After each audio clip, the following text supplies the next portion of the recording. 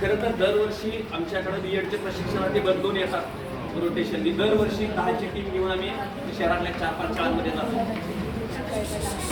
आणि मी माझा कोणताही हेतू स्वार्थ आहे मला माहित नाही, परंतु मुद्दामून मागून ही शाळा घेतो की दुसरे आता आहे दुसरीकडे परंतु नाही. आता ही जी 12 जण माझ्या सोबत आहेत, दरवेळेला मला काहीतरी सांगायची शिकवायची गरज लागत होती. पण पहिल्या दिवशीपासून तुम्ही माझं निरीक्षण करत असाल तर मी एकही गोष्ट यांच्यापर्यंत अशा पद्धतीने करायचे हे त्यांना सांगितलेलं नाही. जे काही त्यांचं आहे ते सगळं नियोजन, आयोजन, सादरीकरण प्रत्येक गोष्ट त्यांची आहे. आणि प्रशिक्षण आणि औपचारिक पदवीच्या माध्यमातून त्यांना शिक्षक म्हणून घोषित व्हायला वेळ आहे, पण माझ्या दृष्टीनं ते आता चांगले उत्तम शिक्षक आहेत. तुमच्या सगळ्या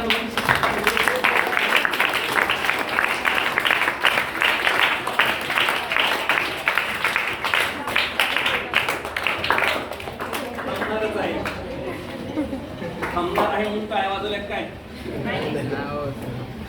हे सगळे जे शिक्षक आहेत, तर उद्या चालून भारतीयाचा समाज जो घडवायचा आहे तर त्यांची जबाबदारी नक्कीच या शिक्षकांवर आहे. आणि हे 12 जण ही 12 आपल्याकडे 12 जण आहेत. 4 शाळांमध्ये ही 50ची बॅच आमची आहे.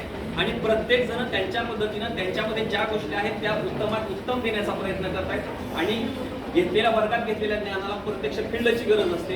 आणि ह्या शाळेच्या माध्यमातून तुम्ही सगळ्यांनी ही गोष्ट आम्हाला तब्बल 1.5 महिना सहज सोपा कालावधी नाही, तर तुम्ही सगळ्यांनी ह्या सगळ्या गोष्टी अगदी प्रेमाने इथं घेतल्या, अनुभव दिला.